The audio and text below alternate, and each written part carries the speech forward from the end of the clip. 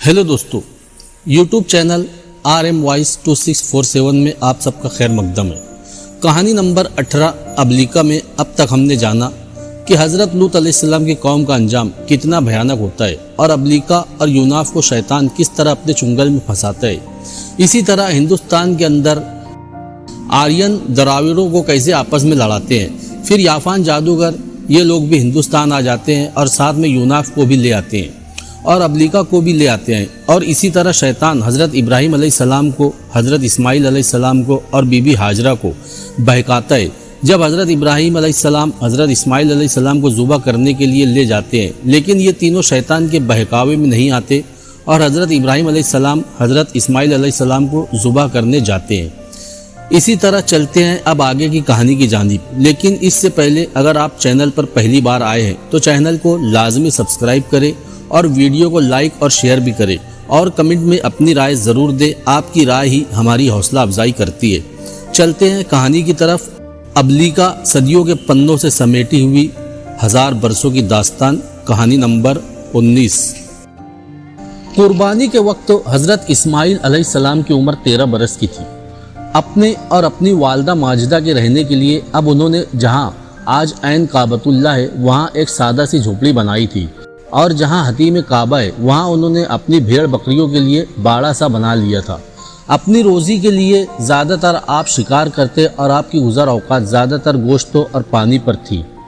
जब आप 15 बरस के हुए तो आप हज़रत हाजरा इंतकाल फरमा गई। आपने उनकी तजहीज़ व तकफीन की और उन्हें काबा के नीचे दफन कर दिया। वालिदा के इंतकाल ने आपके दिल पर एक ज़र्ब उसी लगाई। बाप के साये और शफ़क़त पिदरी से आप पहले ही दूर थे। अब जो मोहब्बत करने वाली माँ भी जुदा हो गई तो आप दिल बर्दाश्ता हो गए और फैसला कर लिया कि हज्जाज की सरजमीन से निकलकर अपने वालिद मोहतरम हज़रत इब्राहीम अलैहिस्सलाम के पास फ़लस्तीन चले जाएंगे। बनु जरहम जो दीवानगी की हद तक आपसे मोहब्बत करते थे, जब उन्हें खबर हुई कि आप हज्जाज छोड़कर फ़लस्तीन जाने का इरादा रखते हैं तो आपकी जुदाई के ख्याल से वो लोग मुस्तरिब और परेशान हो गए। उन्होंने आपको नरमी और शफ़क़त से समझाया और उन्हें आमादा कर लिया कि फ़लस्तीन ना जाए। फिर बनु जरहम के सरकर्दा लोगों ने बाहम सलाह मशवरा किया और अपने सरदार सईद बिन उसामा की बेटी अम्मारा बिन्त सईद से आपकी शादी कर दी। इस तरह आपने मुस्तकिल तौर पर मक्का मुकर्रमा में रहाइश इख्तियार कर ली। हज़रत इब्राहीम अलैहिस्सलाम हस्ब साबिक जब अपने बेटे हज़रत इस्माइल और बीवी हज़रत हाजरा से मिलने के लिए आए तो दुनिया ही बदली हुई थी। आप जब हज़रत इस्माइल के झोपड़े में दाखिल हुए तो अंदर हज़रत इस्माइल की बीवी अम्मारा बैठी थी। आप ठिठके और उनसे पूछा, ऐ बेटी तू कौन है और तेरा नाम क्या है? मेरा नाम अम्मारा है और मैं इस्माइल की बीवी हूँ, अम्मारा ने बेरुखी से जवाब दिया। हज़रत इब्राहीम ने प्यार और मोहब्बत और नरमी से पूछा, ऐ बेटी इस्माइल की वालदा हाजरा कहाँ है? अम्मारा का लहजा फिर सख्त था, वो फौत हो चुकी है। ये खबर हज़रत इब्राहीम पर बिजली बनकर गिरी। आप एक करीबी घाट पर बैठ गए। आपकी गर्दन गम से झुक गई। अमामे के पेज ढीले होकर आपके शानों पर बिखर गए। कुछ देर बाद आप संभले, अपने अमामे को दुरुस्त किया, अम्मारा की तरफ देखा और पूछा, ऐ बेटी इस्माइल कहाँ है? अम्मारा ने जवाब दिया, वो रोज़ी की तलाश में शिकार करने गए हैं। हज़रत इब्राहीम ने पूछा, तुम लोगों की गुजर बसर कैसे होती है? तब अम्मारा ने बुरा सा मुँह बनाकर जवाब दिया, बुरा हाल है, बड़ी तंगी और तकलीफ में बसर होती है। उसके बाद अम्मारा ने शिकवा शिकायत का एक लंबा सिलसिला शुरू कर दिया। उसके खामोश होने पर आपने पूछा, क्या मेरी मेहमान नवाजी के लिए घर में खाने पीने की कोई चीज़ है? अम्मारा ने साफ इनकार कर दिया। एक मेहमान के लिए इस घर में खाने पीने की कोई चीज़ कैसे हो सकती है? हज़रत इब्राहीम ने अपने शाने पर रखी हुई चादर झाड़ी और उठ खड़े हुए। फिर इंतहाई मायूसी से फरमाया, जब तुम्हारे खाविंद इस्माइल आए तो उन्हें मेरा सलाम कहना। उन्हें बताना कि इब्राहीम नाम का एक शख्स उनसे मिलने आया था और उन्हें मेरी तरफ से पैगाम देना कि अपने दरवाजे की चौखट बदल दे। उसके साथ ही आप रुखसत हो गए। चंद यौम के बाद हज़रत इस्माइल जब शिकार से लौटे और अपने झोपड़े में दाखिल हुए तो आपको मानूस सी कैफियत महसूस हुई। आपने आपसे कहा, आह ये तो मेरे वालिद की खुशबू है। फिर आपने अपनी बीवी अम्मारा से पूछा, मेरी गैर मौजूदगी में कोई आया था?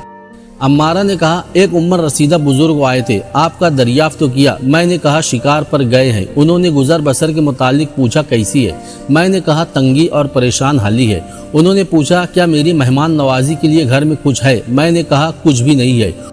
उन्होंने आपकी वालदा के मुतालिक पूछा। मैंने कहा वो मर चुकी है। उस पर वो गमगीन से होकर उस घाट पर थोड़ी देर बैठे फिर चले गए। हजरत इस्माइल ने पूछा क्या उन्होंने अपना नाम भी बताया था। अम्मारा ने कहा हाँ, उन्होंने अपना नाम इब्राहिम बताया था। हजरत इस्माइल ने इस बार बेचैन होकर इस्तिफसार किया क्या वो मेरे नाम कोई पैगाम भी दे गए हैं। अम्मारा ने कहा हाँ, उन्होंने कहा था जब तुम्हारे शौहर इस्माइल शिकार से लौटे तो उन्हें मेरा सलाम देना और कहना कि अपने दरवाजे की चौखट बदल दे। हजरत इस्माइल ने दुख और तासुब से कहा ऐ बदनसीब औरत, इब्राहिम नाम का वो बुजुर्गो मेरे वालिद थे और उनके इस पैगाम का मतलब तुमसे वाबस्ता है। तुमने उनके सामने नाशुक्री का इजहार किया, इसलिए वो चौखट बदलने यानी तुम्हें तलाक देने का पैगाम दे गए हैं। लिहाजा मैं तुम्हें तलाक देकर अपने इस घर से रुखसत करता हूँ। फिर आपने अम्मारा को तलाक देकर फारिग कर दिया। अम्मारा को तलाक देने के बाद हजरत इस्माइल ने बनु जरहम के दूसरे सरदार मजाज बिन अम्र जरहमी की बेटी सैयदा बिनत मजाज से शादी कर ली। अगली बार जब हज़रत इब्राहिम अलैहिस्सलाम हज़रत इस्माइल से मिलने के लिए आए तो ऐन इत्तेफाक से उस वक्त भी वो शिकार के लिए गए हुए थे और घर पर सैयदा बिनत मजाज अकेली थी। आपने झोपड़े में दाखिल होते ही पूछा ऐ बेटी तू कौन है और तेरा नाम क्या है। सैयदा ने जवाब दिया मेरा नाम सैयदा है और मैं इस्माइल की ज़ौजा हूँ। ये बात सैयदा ने नहायत खुशगवार लहजे में कही थी। उसके बाद सैयदा वहाँ बैठकर मस्जिद गुफ्तगू करने की बजाय उठ खड़ी हुई। पानी गर्म करके उन्होंने आपका वुज़ू कराया, सर धोया, फिर दूध गोश्त और जो कुछ भी घर में था आपको पेश कर दिया और साथ ही मुआज़रत चाहते हुए कहा आप मुझे मेरे शौहर के जानने वाले और मुअज़्ज़ज़ लगते हैं। मैं मुआज़रत खा हूँ कि यहाँ गंदुम वगैरह तो पैदा नहीं होते। हम लोग दूध, खुरमा और शिकार के गोश्तों पर ही गुजर बसर करते हैं और जो चीज़ें हम खुद खाते हैं वही चीज़ें मैंने आपको भी पेश कर दी है। मेरे मोहतरम, मेरे शौहर इस्माइल शिकार के लिए गए हैं। वो घर पर होते तो यही चीज़ें आपकी तवाज़ो के लिए पेश करते। सैयदा की गुफ्तगू से हज़रत इब्राहिम बहुत मसरूर और महजूज हुए और पूछा तुम्हारी गुज़र औकात कैसी हो रही है। सैयदा ने गहरे इत्मीनान से जवाब दिया अल्लाह वहदहु ला शरीक का शुक्र है कि हम बड़े राहत और आराम से हैं। अल्लाह पाक के सिवा कोई और कारसाज नहीं है। उसने हमें रोज़ी रिज़्क़ों में फरावानी और कुशादगी अता कर रखी है और हमें हर तरह से इत्मीनान और सुकून है। हज़रत इब्राहिम ने पूछा तुम लोगों की खुराक क्या है। सैयदुत ताम लहम, खुराक हमारी गोश्त है। सैयदा ने फिर खुदा का शुक्र अदा करते हुए जवाब दिया। आपने पूछा पीने को क्या मिलता है। जवाब मिला जमजम का पानी जो आब कौसर का हम असर है। हज़रत इब्राहिम अलैहिस्सलाम ने दुआ देने के अंदाज में कहा परवरदिगार आलम इन लोगों के गोश्त और पानी को अपनी बरकतों से मामूर कर दे। फिर आप उठ खड़े हुए और सैयदा से कहा देखो बेटी, जब तेरे शौहर इस्माइल शिकार से लौटे तो उन्हें मेरा सलाम कहना और बताना कि एक शख्स इब्राहिम नाम का आया था और तुम्हारे नाम पैगाम दे गया है कि अपनी चौखट को कायम और आबाद रखना, उसे तब्दील ना करना। पैगाम देकर आप वहाँ से चले गए। सैयदना इस्माइल अलैहिस्सलाम जब शिकार से लौटे तो झोपड़े में आपको हज़रत इब्राहिम अलैहिस्सलाम की मखसूस खुशबू आई। बेताब होकर आप अपनी बीवी से पूछे क्या घर पर कोई आया था। नेक दिल बीवी ने जवाब दिया आपके जाने के बाद एक बुजुर्ग तशरीफ लाए जिनका चेहरा बेमिसाल हसीन और जमील था और जिनके बदन से अंबर को शर्मा देने वाली रूह परवर खुशबू आती थी। सैयदा कहती चली गई उनकी महक से हमारा घर भर गया। मैंने उस मेहमान ज़ीशान की मकदूर भर खिदमत की, उन्हें गोश्त खिलाया, दूध पिलाया, उनका सर धोया और वो उस पत्थर की तरफ देखिए, उन्होंने उस पर अपने पाँव रखे थे। उस पत्थर पर अब भी उनके पाँव के निशानात है। आपने पूछा उन्होंने अपना क्या नाम बताया था और जाते वक्त उन्होंने मेरे नाम कोई पैगाम भी दिया था या नहीं। सैयदा ने जवाब दिया उन्होंने अपना नाम इब्राहिम बताया था और कहा था कि जब इस्माइल आए तो उन्हें मेरा सलाम कहना और ये पैगाम देना कि अपनी चौखट कायम और आबाद रखे, इसे तब्दील न करे। हज़रत इस्माइल ने खुशी का इजहार करते हुए कहा ऐ नेक बख्त औरत, वो बुजुर्ग मेरे वालिद थे और जाती दफ़ा तेरे हक में दुआ कर गए हैं। देख मेरा रब तुझे इस घर में आबाद रखेगा और नेक औलाद से नवाजेगा। حضرت ابراہیم علیہ السلام اپنے بیٹے حضرت اسماعیل سے ملنے آتے رہے۔ پھر دونوں باپ بیٹے نے مل کر اللہ کے حکموں پر خانہ کعبہ کی تعمیر کی۔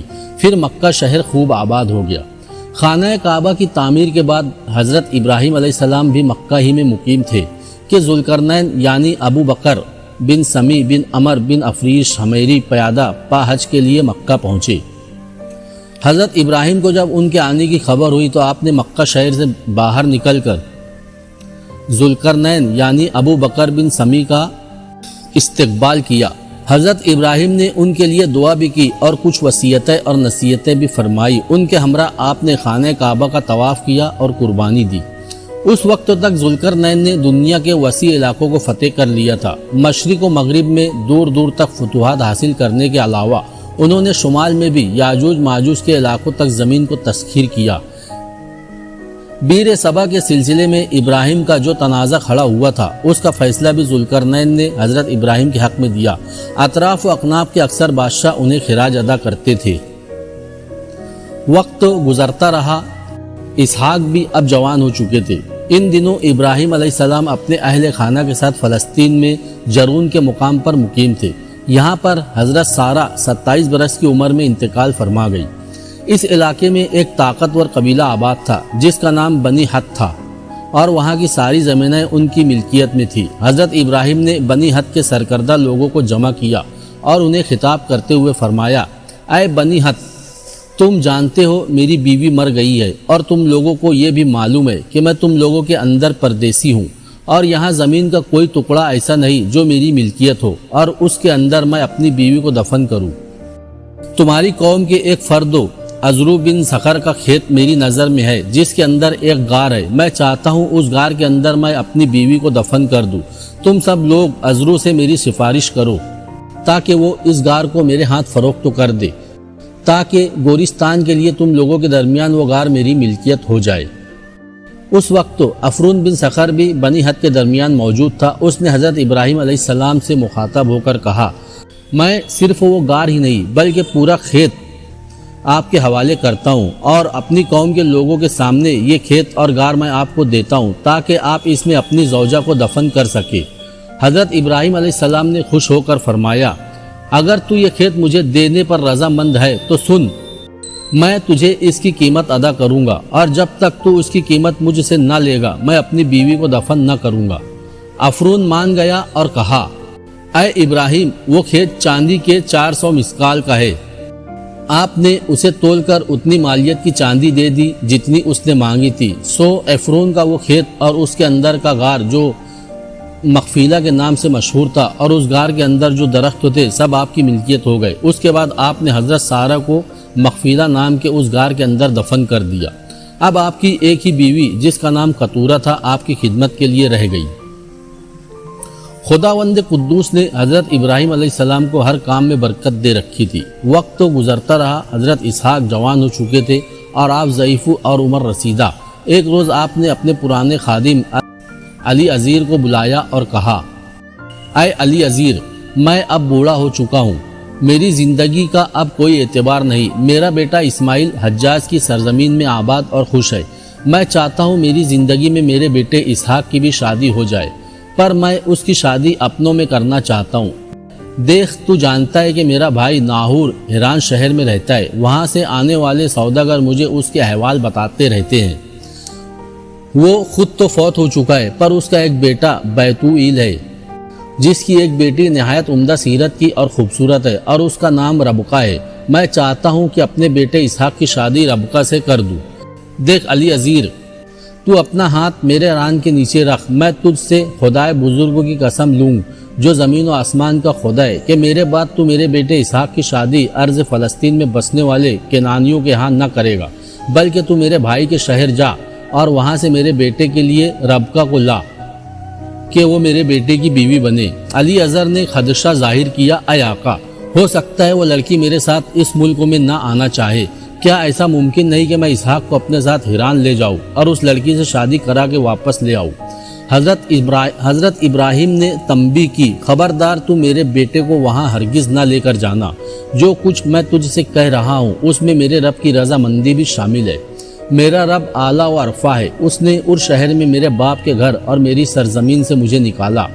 اس نے مجھ پر وحی کی اور میرے ساتھ وعدہ کیا کہ وہ میری نسل کو یہ ملک عطا کرے گا۔ دیکھ، حران شہر تک میرا رب ایک فرشتے کے ذریعے تیری رہنمائی کرے گا، سو تو وہاں جا اور میرے بیٹے کے لیے اس کی بیوی لا۔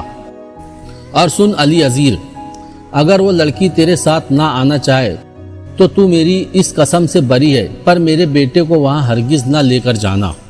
تب علی اظہر نے حضرت ابراہیم کی ران کے نیچے اپنا ہاتھ رکھ کر ان کی ہدایت کے مطابق قسم کھائی تو آپ نے اس سے کہا، تو میرے اونٹوں میں سے ایک اونٹ لے جا، اس لڑکی کے لیے کچھ اچھی چیزیں بھی میں تجھے دیتا ہوں، اپنی مدد کے لیے کچھ آدمی بھی اپنے ساتھ لے جا، اور جو کچھ میں نے تجھ سے کہا ہے وہ کر۔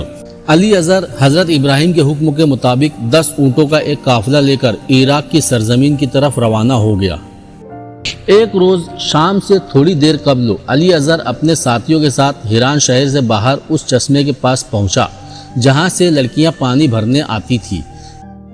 چشمے کے قریب ہی جانوروں کے لیے پینے کے لیے پانی کا ایک حوض بھی بنا ہوا تھا۔ علی اظہر نے اپنے رب کے حضور دعا کی، اے خدا، میرے اور میرے آقا ابراہیم کے رب، میں تیری منت کرتا ہوں کہ آج تو میرا کام بنا دے اور میرے آقا ابراہیم پر کرم کر۔ میرے اللہ، میں اس چشمے پر کھڑا ہوا ہوں اور اس شہر کی لڑکیاں پانی بھرنے اسی طرف آ جا رہی ہے، سو میرے رب تو ایسا کر دے کہ جس لڑکی سے میں کہوں کہ تو ذرا اپنا گھڑا جھکا دے اور میں پانی پی لوں، اور وہ جواب میں کہے کہ پی لو، بلکہ یہ بھی کہے کہ میں تیرے اونٹوں کو بھی پانی پلا دیتی ہوں، تو وہ وہی لڑکی ہو جسے تو نے اپنے بندے اسحاق کے لیے ٹھہرایا۔ اس سے میں سمجھ لوں گا کہ تو نے میرے آقا ابراہیم پر کرم کر دیا ہے۔ علی اظہر کی دعا قبول ہوئی۔ اس نے اپنے دعائیہ الفاظ ختم کیے ہی تھے کہ شہر کی طرف سے ایک خوبصورت لڑکی نمودار ہوئی۔ وہ ربکہ ہی تھی جو حضرت ابراہیم کے بھائی ناہور اور اس کی بیوی ملکہ کے بیٹے بیتوئیل کی بیٹی تھی۔ اپنا گھڑا کندھے پر رکھے ہوئے وہ چشمے پر آئی۔ پانی بھر کر جب وہ جانے لگی تو علی اظہر نے اسے مخاطب کر کے کہا، اے بیٹی، کیا تو اپنے گھڑے سے تھوڑا سا پانی مجھے نہ پلا دے گی؟ ربکہ نے نرمی اور سعادت مندی کا مظاہرہ کیا، ضرور پیے۔ اس کے ساتھ ہی اس نے مٹکا اپنے ہاتھوں پر اتار کر علی اظہر کو پانی پلا دیا۔ جب علی اظہر پانی پی چکا تو ربکہ نے کہا، دیکھ، میں تیرے اونٹوں کو بھی پانی پلا دوں گی اور جب تک وہ پی نہ لے یہاں سے واپس نہ جاؤں گی۔ ربکہ نے گھڑے کا پانی حوض میں الٹ دیا اور تیزی سے بھاگ بھاگ کر چشمے سے اپنا مٹکا بھر کر حوض میں ڈالنے لگی۔ علی اظہر کے اونٹ پانی پینے لگے۔ اس کے ساتھی خاموشی سے ربکہ کو دیکھ رہے تھے جو بار بار اپنا مٹکا چشمے سے بھر کر لا رہی تھی۔ علی اظہر کو یقین ہو گیا کہ خدا کے حضور اس کی دعا قبول ہوئی اور یہ وہی لڑکی ہے جس کے لیے وہ آیا تھا۔ جب سارے اونٹ پانی پی چکے اور ربکہ نے اپنا مٹکا بھر لیا تو علی اظہر نے اپنی چرمی خرجین سے نصف مسکال سونے کی ایک نقد اور 10 مسکال سونے کے 2 ٹکڑے ربکہ کے لیے نکالے اور اس سے پوچھا، بتا تو صحیح، تیرا نام کیا ہے بیٹی؟ تو کس کی بیٹی ہے اور تیرے باپ کے گھر میں ہمارے ٹکنے کی کوئی جگہ ہے؟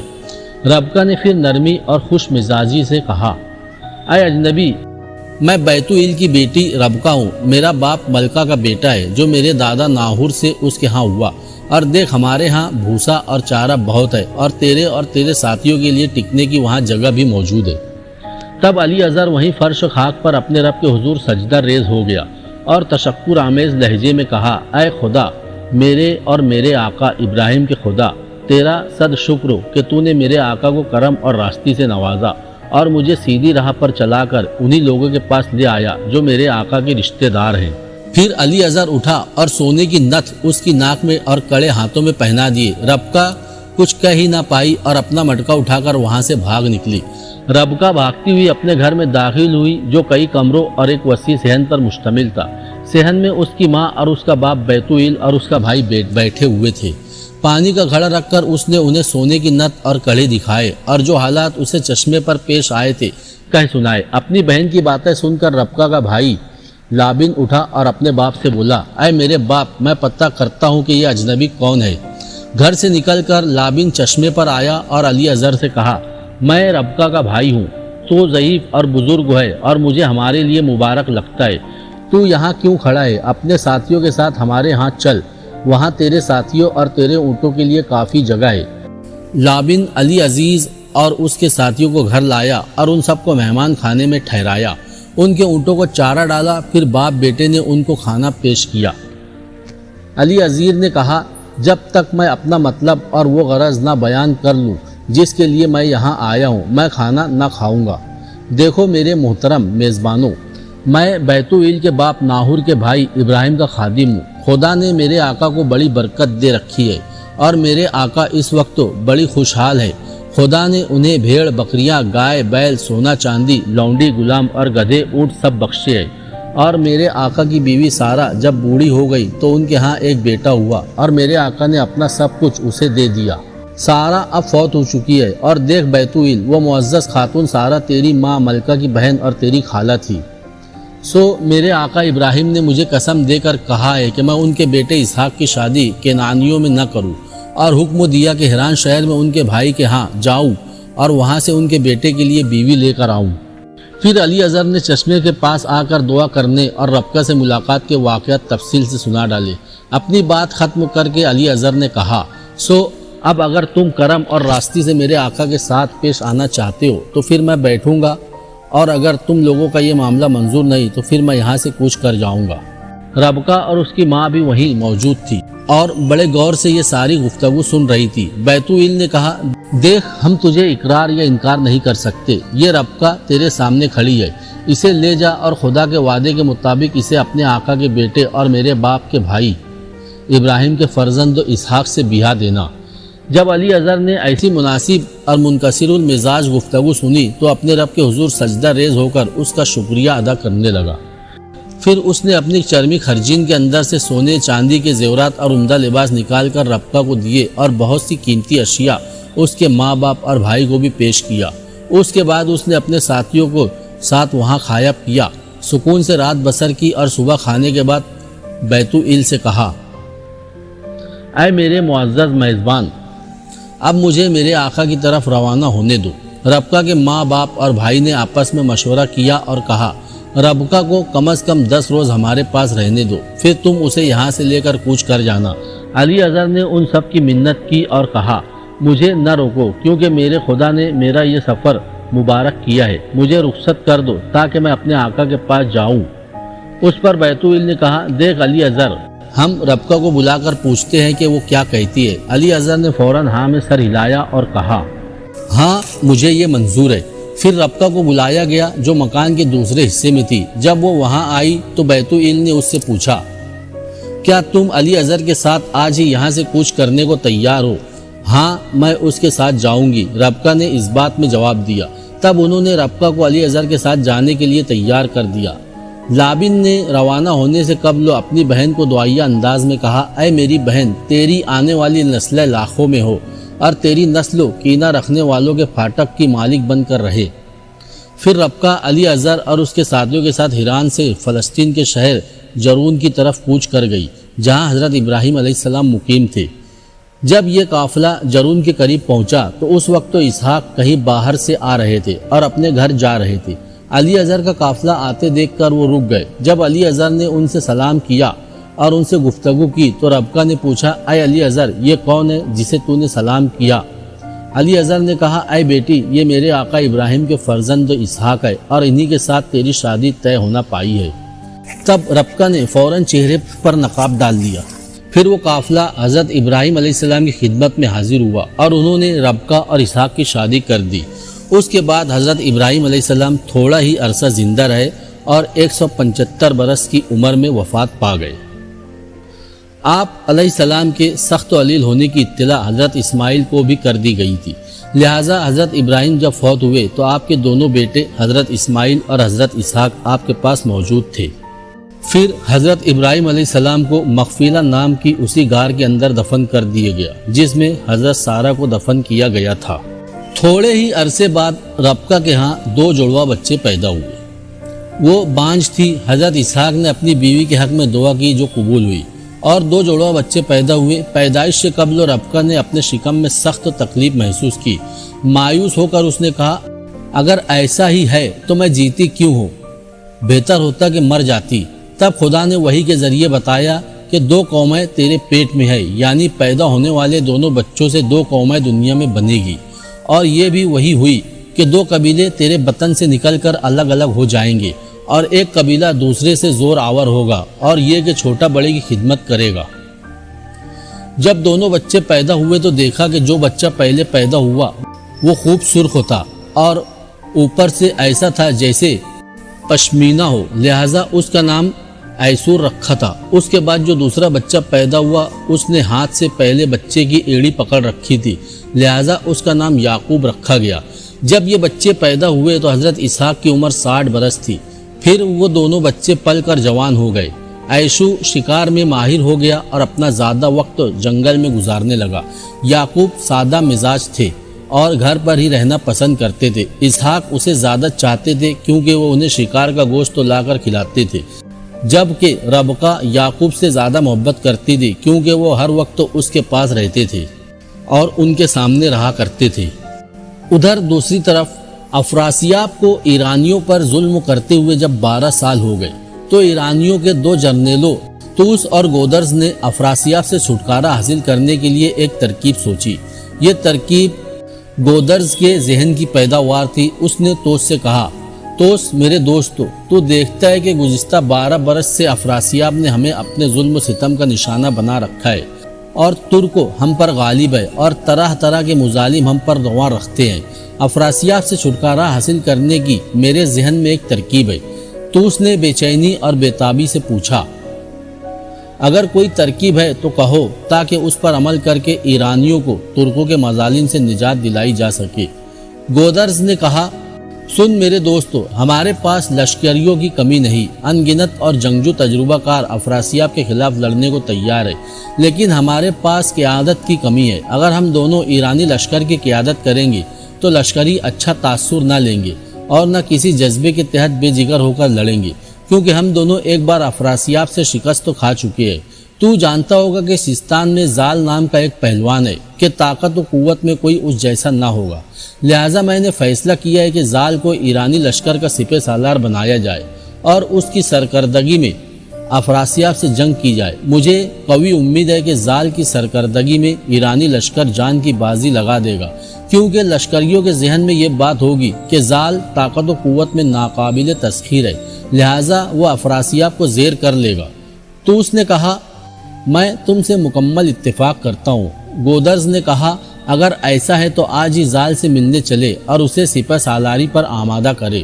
تو اس نے بھی اس رائے سے اتفاق کیا اور وہ دونوں جرنیل اسی وقت تو سیستان کی طرف روانہ ہو گئے۔ گودرز اور طوس دونوں ایک روز سیستان میں زال پہلوان سے اس کے مہمان خانے میں ملے۔ اس وقت زال کا بیٹا رستم بھی اس کے پاس بیٹھا ہوا تھا۔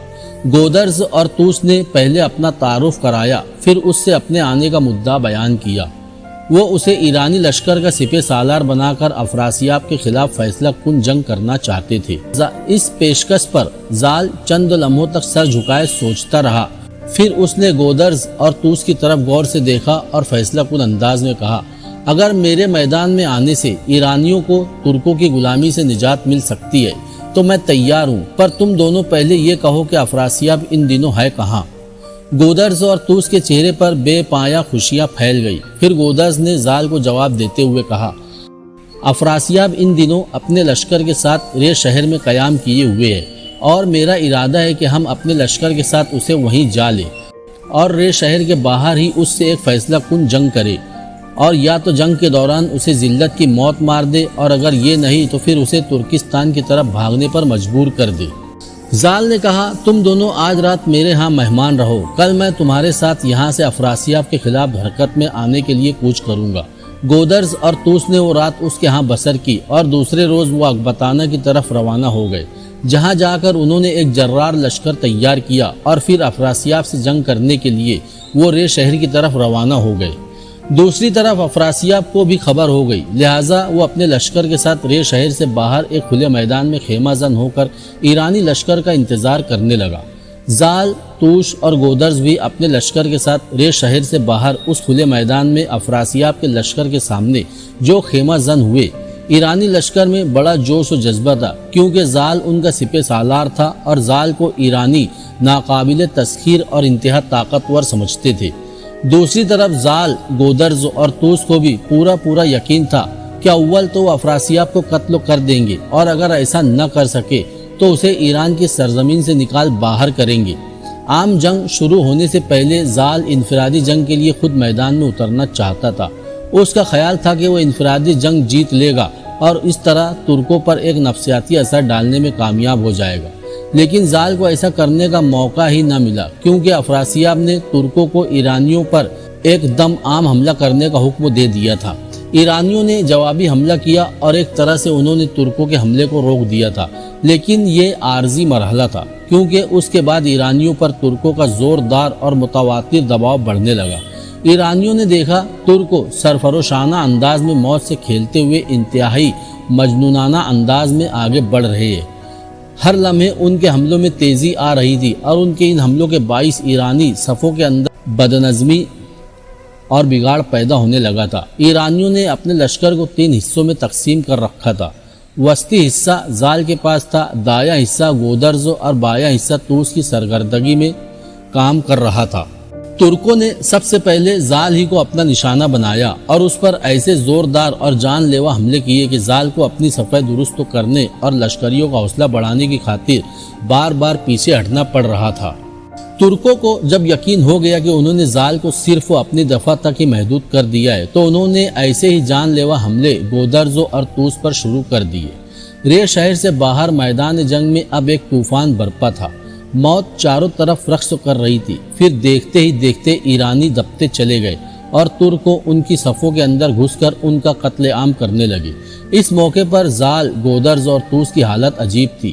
وہ تو افراسیاب کے قتل یا اسے اپنی سرزمین سے نکال باہر کرنے کا ارادہ لے کر آئے تھے، لیکن یہاں ان کی ساری خواہشوں اور ارادوں کے خلاف ہو رہا تھا۔ آخرکار ترکوں نے ان کے لشکر میں گھس کر ایسا قتل عام اور کوہرام مچایا کہ ایرانی جنگ سے منہ موڑ کر میدان جنگ چھوڑ کر بھاگنے لگے۔ زال، گودرز اور طوس نے جب یہ حالت دیکھی تو انہوں نے اپنے لشکریوں کو عام پسپائی کا حکم دے دیا۔ پھر وہ تینوں خود بھی اپنے لشکر کے ساتھ میدان جنگ سے بھاگ نکلے۔ زال، گودرز اور طوس کی خوش قسمتی تھی کہ افراسیاب نے اپنے لشکر کے ساتھ ان کا تعاقب نہ کیا، ورنہ وہ انہیں نئی ابتلا اور مصیبت سے دوچار کر سکتا تھا۔ افراسیاب کے تعاقب نہ کرنے کی وجہ سے وہ تینوں اپنے شکست خوردہ لشکر کے ساتھ پتانہ پہنچنے میں کامیاب ہو گئے۔ وہاں پہنچ کر تینوں مل بیٹھے اور اپنے شکستوں کے اسباب پر غور کرنے لگے۔ گودرز نے کہا، میں تو اب سمجھنے لگا ہوں کہ ہم کبھی بھی افراسیاب کا مقابلہ نہیں کر سکتے، اور یہ کہ اس کے مقابلے میں ہمارے مقدر میں شکست ہی لکھی ہوئی ہے۔ زال نے اسے تسلی دی اور کہا، ایسی کوئی بات نہیں، میرے پاس اب بھی ایک ایسی تجویز ہے جس پر عمل کر کے ہم افراسیاب سے نجات حاصل کر سکتے ہیں۔ اس پر طوس نے بے چین ہو کر پوچھا، وہ کیا تجویز ہے؟ زال نے کہا، سنو میرے دوستو، میں سب سے پہلے شاہی خاندان کے کسی فرد کو ایرانی آنجہانی بادشاہ نوذر کا جانشین مقرر کر کے اس کی باقاعدہ تاج پوشی کے بعد پورے ایران میں اس کا اعلان کرا دینا چاہتا ہوں۔ اس طرح لشکریوں کے ذہن میں یہ بات آئے گی کہ ہم افراسیاب کو شکست دے کر اقتدار پر قبضہ کر لیں گے۔ جب ان کا کوئی بادشاہ ہوگا تو یقیناً نہایت جاں فشانی سے اور مزید سرفروشانہ انداز میں افراسیاب کا مقابلہ کریں گے۔ گودرز اور طوس نے اس تجویز کو سراہا اور شاہی خاندان کے ایک فرد زوبن تہماشپ کو اپنا بادشاہ بنا کر اس کی رسم تاج پوشی ادا کی، اور سب لوگوں کے سامنے ان تینوں نے اس کی وفاداری کے لیے حلف اٹھایا۔ وہ یہ کام بڑی سرعت سے کر رہے تھے کیونکہ انہیں خدشہ تھا کہ افراسیاب ان سے نمٹنے کے لیے کہیں اغبطانہ پر ہی حملہ آور نہ ہو جائے۔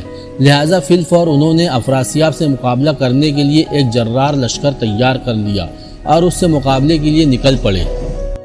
نئے بادشاہ زوبن کا لشکر اگرچہ زیادہ تربیت یافتہ نہ تھا، لیکن لشکریوں کے لیے یہ بھی کافی تھا کہ ان کا بادشاہ بنفس نفیس ان میں شامل تھا۔ اس لشکر کے علاوہ ایران کے لوگ ایک قومی جذبے کے تحت گروہ در گروہ افراسیاب کے خلاف جنگ کرنے کے لیے زوبن کے علم تلے جمع ہونا شروع ہو گئے تھے۔ اب ایرانی لشکر کی تعداد اس سے کئی گنا زیادہ ہو گئی تھی، جس نے زال کی سرکردگی میں افراسیاب سے شکست تو کھائی تھی۔ بہرحال رے شہر سے باہر دوبارہ ایک ہولناک جنگ ہوئی جس میں افراسیاب کو شکست ہوئی اور وہ اپنے لشکر کے ساتھ اپنے وطن ترکستان کی طرف واپس بھاگ گیا۔ زوبن تہماشپ نے دن رات محنت کر کے قحط کے اثرات دور کر دیے اور ملک کو پھر آباد اور خوشحال ہو گیا۔ بھارت شہر کے باہر दरियाए सरस्वती के किनारे उषा देवी के मंदिर के सामने जिस ऊंचे चबूतरे पर यूनाफ का पिंजरा रखा हुआ था, उस पर भारत के बादशाह सौदास की तरफ से संगमरमर का अनगिनत सुतूनों का एक साइबान तामीर कर दिया गया था। रोज़मर्रा की ज़रूरियात के वक्त तो उस पिंजरे से यूनाफ को निकाला जाता, वरना वो उस पिंजरे में ही बंद रहता। पिंजरा काफ़ी बड़ा था, जिसके अंदर उसका बिस्तर लगा दिया गया था। पिंजरे के अंदर एक बड़े दरवाजे के अलावा एक सुराख भी रखा गया था, जिसमें से यूनाफ को खाने पीने की अशिया दी जाती थी। यूनाफ की खिदमत के लिए उषा देवी के मंदिर की हसीन तरीन देवदासी भी मुकर्रर कर दी गई थी। दूर दूर से ज़रूरतमंद लोग आते, यूनाफ को पत्थर मारकर अपनी ज़रूरत आरिफ से बयान करते और वो अपनी सिर्री कुव्वतों को काम में लाकर उनके काम कर देता। इस तरह यूनाफ को लगातार एक अजियत और कर्ब में मुब्तला कर दिया गया था। एक रोज़ वो देवदासी जो यूनाफ की खिदमत पर मामूर थी, दोपहर के वक्त तो खाना लेकर आई। उसने देखा चबूतरे पर पिंजरे के इर्द गिर्द पत्थर ही पत्थर बिखरे हुए थे। पिंजरे के अंदर यूनाफ आंखें बंद किए सलाखों से टेक लगाए अपने अतराफ से बेखबर बैठा था। देवदासी ने खाना पिंजरे से बाहर रख दिया और यूनाफ को गौर से देखने लगी। वो बेहद खूबसूरत थी और शक्ल व शबाहत में बादशाह सौदास की बेटी दासियों से मिलती जुलती थी। चंद लम्हे तक वो इन्हिमाक से यूनाफ को देखती रही। फिर उसने नर्म और धीमी और मोहब्बतों भरी आवाज़ में पुकारा, यूनाफ, तुम कहाँ खोए हुए बैठे हो? यूनाफ ने आंखें खोलकर एक बार उसकी तरफ देखा और फिर दोबारा अपनी आंखें बंद कर ली। देवदासी ने गम उंदो और परेशानी व फिक्रमंदी में डूबी हुई आवाज़ में कहा, मैं इतनी खिदमत और देखभाल मंदिर के अंदर बड़े उषा देवी के बुत की नहीं करती जितनी तुम्हारी करती हूँ। फिर भी कभी तुमने मुझसे नहीं पूछा कि तुम कौन हो, तुम्हारा नाम क्या है? मैं जानता हूँ तुम्हारा नाम दासी हो है और तुम यहाँ के बादशाह सौदास की बेटी हो। तुम नाहक मेरी खिदमत कर रही हो। मुझसे तुम्हें कुछ हासिल ना होगा। मैं तो खुद एक मजलूम और मखूर गुनहगार और बुरा आदमी हूँ। यूनाफ ने आंखें खोले बगैर देवदासी को जवाब दिया। देवदासी रोहानसी आवाज़ में बोली, ये आपकी गलत फहमी है। मैं दासी नहीं हूँ, मैं तो उषा देवी के मंदिर की देवदासी हूँ और मेरा नाम प्रिया है। यूनाफ चौंक पड़ा। फिर तुम्हारी शक्ल हैरत अंगेज तौर पर दासियों से क्यों मिलती है? मैं उषा देवी के मंदिर की दो दासी हूँ। मेरा नाम प्रिया है और मैं भारत के बादशाह सौदास की बेटी और दासियों की बड़ी बहन हूँ। मेरे माँ बाप के यहाँ औलाद ना होती थी, लिहाजा उन्होंने मन्नत मानी कि अगर हमारे यहाँ औलाद हुई तो उसे मंदिर के लिए वक्फ कर देंगे। लिहाजा जब मैं पैदा हुई तो मुझे उस मंदिर की देवदासी बना दिया गया। यूनाफ, मैं तुमसे बहुत कुछ कहना चाहती हूँ पर खाना ठंडा हो जाएगा। फिर उसने सुराख में से खाना अंदर रख दिया। मैंने तुम्हारे लिए कुछ नए कपड़े बनाए हैं, मैं भाग कर वो ले आऊँ। इतनी देर में तुम खाना खा लो, फिर मैं वापस आकर तुमसे बातें करूंगी। प्रिया उठी और भागती हुई उस पीपल के दरख्त के पास आई जिसकी जड़ों के पास अबलिका का बर्तन दफनाया गया था। प्रिया सब कपड़े उतार रही थी कि उसके कानों में मशहूर कर देने वाली बड़ी आवाज पड़ी, प्रिया सुनो, मैं अबलिका हूँ, मेरा एक पैगाम यूनाफ तक पहुँचा दो। प्रिया ने इधर उधर देखा, वहाँ कोई न था पर आवाज़ उसके कानों में ज़रूर पड़ रही थी। फिर वही आवाज़ उसे दोबारा सुनाई दी, मेहरबान प्रिया, मैं अबलिका हूँ, मेरा एक पैगाम यूनाफ तक पहुँचा दो। प्रिया उस आवाज़ को सुनकर खौफजदा और वहशतज़दा हो गई। वो सहमी सहमी सी अपने अतराफ में देखने लगी। उसकी समझ में नहीं आ रहा था कि वो इंतहाई सुरीली, खूबसूरत और निस्वानी आवाज़ कहाँ से आ रही है, जबकि वहाँ पीपल के दरख्तों के पास कोई था भी नहीं। उसने यूनाफ के जो कपड़े खुश्क होने के लिए पीपल के उस दरख्त पर डाले थे वो उसने उतार लिए और वहां से भागने ही को थी कि वही खुशकुन शहद जैसी शीरी और पुरकशिश आवाज़ उसके कानों में पड़ी, ऐ हसीन और मेहरबान प्रिया, मुझसे खौफजदा ना हो, मैं तुम्हें नुकसान न पहुंचाऊंगी। देख, मैं तुझसे ऐसा काम लूँगी जिसमें बेहतरी ही बेहतरी है और उसमें मेरा और यूनाफ दोनों ही का फायदा है। यूनाफ की बेहतरी का सुनकर प्रिया कुछ दिलेर हो गई और रुक गई। फिर वो हमा तन गोश होकर उस इंतजार में रही कि जानूं वो आवाज़ कहाँ से आ रही है। इतने में वो आवाज़ फिर प्रिया को आई, हसीन प्रिया, देख, मेरा नाम अबलिका है, मैं इस वक्त इंतहाई अजियत और दुश्वारी में हूँ। मैं एक पैगाम देती हूँ जो यूनाफ तक पहुँचा दो। ये पैगाम मैं तुम्हें इसलिए दे रही हूँ कि मुझे तुमसे यूनाफ की खुशबू आ रही है। देख प्रिया, उसे कहना। प्रिया ने अब जाना कि वो पुरकशिश आवाज़ एक फूल में से आ रही थी। चूंकि वो आवाज़ उसे साफ ना सुनाई दे रही थी, लिहाजा उसने हिमाकत ये की कि अपने कान को फूल के करीब ले जाकर उस आवाज़ को सुनने की कोशिश करने की बजाय उसने फूल को तोड़कर अपने कान से लगा लिया। जो ही उसने फूल तोड़ा, उसने एक हिचकी और सिसकी सुनी और आवाज़ आना बंद हो गई। प्रिया ने इंतहाई तासुफ और दुख से अपने आप से कहा, आह, ये मैंने क्या हिमाकत की। काश मैंने इस फूल को न तोड़ा होता तो मैं इस आवाज़ को सुन सकती जो इस फूल में से आ रही थी, और जान सकती कि अबलिका नाम की जिस लड़की की आवाज़ उस फूल में से आ रही थी वो यूनाफ की बेहतरी के लिए क्या कहना चाह रही थी। प्रिया ने देखा जिस जंगली फूल के पौधे से उसने उस फूल को तोड़ा था वो पीपल की जड़ों के बीच में से उभरा हुआ था। उस जैसे और भी पौधे इर्द गिर्द मौजूद थे, पर सरमा और खिजा की वजह से किसी में फूल न था। सिर्फ उस पौधे में फूल था, और वो भी एक ही जिसे प्रिया ने तोड़ दिया था। प्रिया ने अपने आप से कहा, जिस पौधे में ये फूल था मैं उसे पानी देती रहूंगी, शायद बाहर आने पर उसमें फिर कोई फूल खिले और मैं वो बात जान सकूं जो इस फूल की आवाज़ मुझसे कहना चाहती थी। ये सोचकर प्रिया कुछ मुतमईन सी हो गई। पहले उसने मंदिर से पानी लाकर पौधे को दिया, फिर यूनाफ की तरफ चल पड़ी। प्रिया ने चबूतरे पर आकर देखा कि यूनाफ खाना खा चुका था और खाली बर्तन उसने पिंजरे से बाहर रख दिए थे।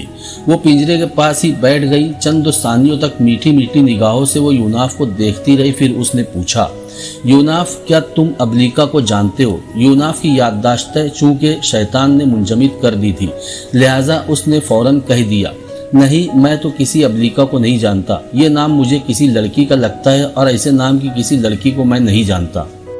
यूनाफ ने अबलिका से लाइल्मी का इजहार किया तो प्रिया बेचारी खामोश हो गई।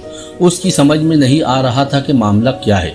थोड़ी देर के बाद उसने फिर यूनाफ को मुखातब किया, ऐ यूनाफ, बहुत दिन से मैं ये जानना चाह रही थी कि आखिर इन लोगों ने तुम्हें क्यों इस पिंजरे में बंद कर रखा है और किस बात का तुमसे इंतकाम ले रहे हैं। क्या ऐसा मुमकिन नहीं है कि तुम इस पिंजरे से निकलकर कहीं और चले जाओ? मैं भी तुम्हारे साथ जाऊंगी और अपनी जिंदगी तुम्हारी खिदमत के लिए वक्फ कर दूंगी।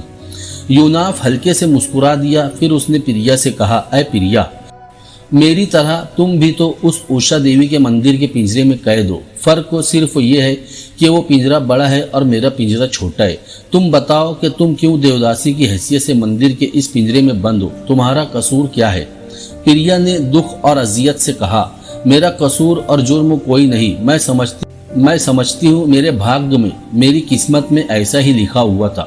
यूनाफ ने कहा, तो फिर यूँ समझो कि मेरी किस्मत में भी ऐसा ही लिखा था। इस पिंजरे से भाग निकलना मेरे लिए मुश्किल नहीं। मैं जब चाहूँ लम्हों के अंदर इस पिंजरे को तोड़कर रख दूंगा, लेकिन मैं आरिफ, याफान, बेउसा और नबीता से बचकर भाग नहीं सकता। वो चारों फौकुल बशरी कुव्वतों के मालिक है। उन्हें मेरे भागने की खबर हो जाएगी, लिहाजा वो तरह तरह की अजियतें देकर मुझे दोबारा इस पिंजरे में लाकर बंद कर देंगे। फिर यूनाफ ने अपने दोनों हाथ पिंजरे की सलाखों पर जमाए और फिर जो उसने जोर लगाया तो सलाखें दोहरी हो गई। इस कदर के वहां से बाआसानी कोई इंसान गुजर सकता था। यूनाफ ने फिर सलाखों को सीधा कर दिया और कहा, देखा, मैं जब चाहूँ इस पिंजरे से बाहर आ जाऊँ, लेकिन मैं भाग नहीं सकता, इसलिए कि याफान, आरिफ, बेउसा और नबीता मुझे ऐसा करने नहीं देंगे। अगर वो सिर्री कुव्वतों के मालिक ना होते तो मैं लम्हों के अंदर इन चारों को मिट्टी के बर्तन की तरह तोड़ कर रख देता। यूनाफ की बातों पर प्रिया बेचारी उदास हो गई। फिर वो संभली और यूनाफ से कहा, ऐ यूनाफ, देख, मैं तेरे लिए कैसे अच्छे अच्छे कपड़े लाई हूँ। ये चमड़े की सदरी है, इसकी तह में रुई है। अब जो पत्थर तुम्हें मारे जाएंगे उनसे तुम्हें कोई जख्म नहीं आएगा। फिर प्रिया यूनाफ को दूसरे कपड़े दिखाने लगी जो वो उसके लिए लाई थी। इतनी देर में कुछ लोग पत्थर मारने के लिए आ गए। प्रिया ने उन्हें पत्थर आहिस्ता मारने की ताकीद की और फिर वो मंदिर के अंदर चली गई। जब इसहाक अलैहिस्सलाम ज़ईफ हो गए और उनकी नज़र भी कमज़ोर हो गई तो उन्होंने एक दिन घर वालों से गोश्त खाने की ख्वाहिश की। उस पर बड़ा बेटा ईशू शिकार पर चला गया ताकि अपने वालिद को शिकार का गोश्त तो लाकर खिलाए। उस वक्त तो ईसू की 2 बीवियां थी। उसने दोनों ही शादियां केनानियों में की थी। उसकी पहली बीवी हरी हत्ता की बेटी यहूदत और दूसरी एलो की बेटी बशामत थी। ये दोनों हर रोज घर में रबका से झगड़ती थी और उनके लिए वबाल जान बनी हुई थी। ईसु जब शिकार पर चला गया तो याकूब ने बाप की ख्वाहिश का एहतराम करते हुए अपने उस मेमने को ज़ुबा कर दिया जो उन्होंने पाल रखा था और उसका गोश्त भूनकर इसहाक की खिदमत में पेश किया। आपने गोश्त तो खाया और अपने बेटे याकूब के लिए दुआ की। देखो, मेरे बेटे की महक उस खेत के मानिंद है जिसे खुदावंद ने बरकत दी हो। खुदा आसमान की ओस और ज़मीन की फरबही और बहुत सा अनाज और मैं तुझे बख्शे। कौमें तेरी खिदमत करे और कबीले तेरे सामने झुके। तू अपने भाई का सरदार हो और तेरी माँ के बेटे तेरे आगे झुके।